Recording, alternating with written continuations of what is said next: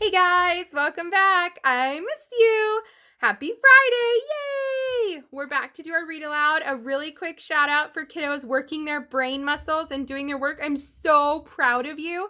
I've gotten things from Ava, Adric, Claire, Christopher, Ewan, Gunnar, Jocelyn, Kayla, McKenna, Oliver, Porter, Ryder, Zachary, Patience, thanks for asking for extra work. Way to go, you guys. You have majorly impressed me. I think you guys are just the coolest ever. Like, seriously.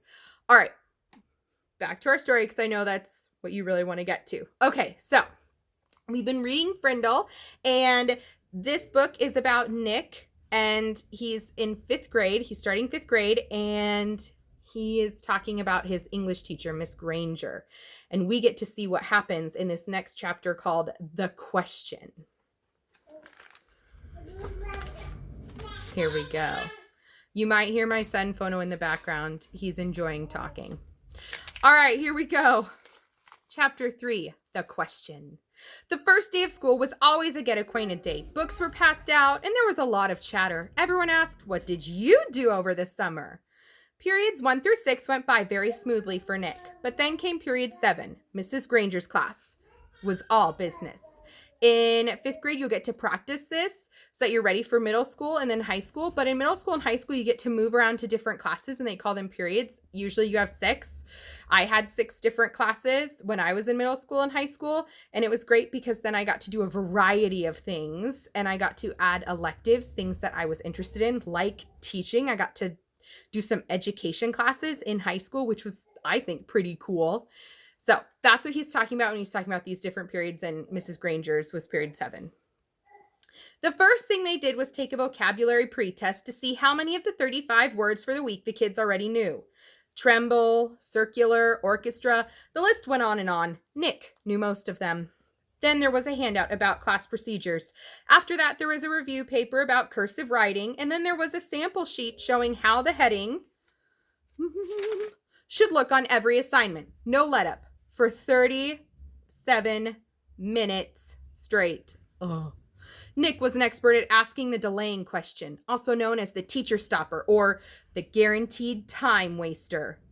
At 3 minutes before the bell, in that split second between the end of today's classwork and the announcement of tomorrow's homework, you're okay, Bubby, Nick could launch a question guaranteed to sidetrack the teacher long enough to delay or even wipe out the homework assignment.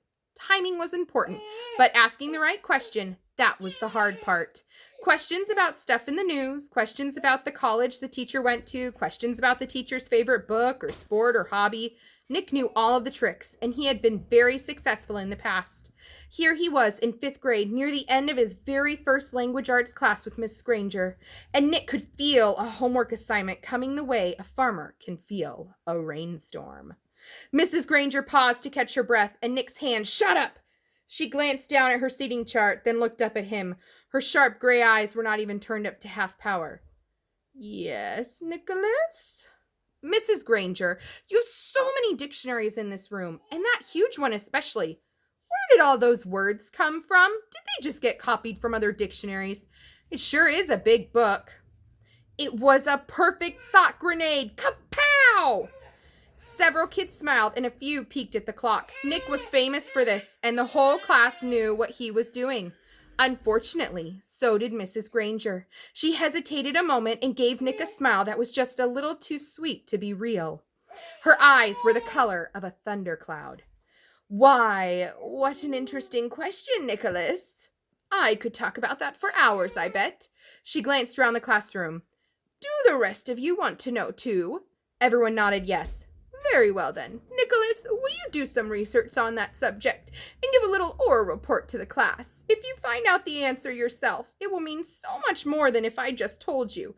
Please have your report ready for our next class." Mrs. Granger smiled at him again, very sweetly. Then it was back to business. "Now, the homework for tomorrow can be found on page 12 of your Words Alive book." Nick barely heard the assignment. His heart was pounding and he felt small, very small. He could feel the tops of his ears glowing red, a complete shutdown, an extra assignment. And probably a little black mark next to his name on the seating chart. Everything he had heard about this teacher was true. Don't mess around with the Lone Granger. All right, guys, that means that chapter 4, Word Detective, will be on Monday. I hope you guys have a fun, relaxing weekend, and I'll see you on Monday.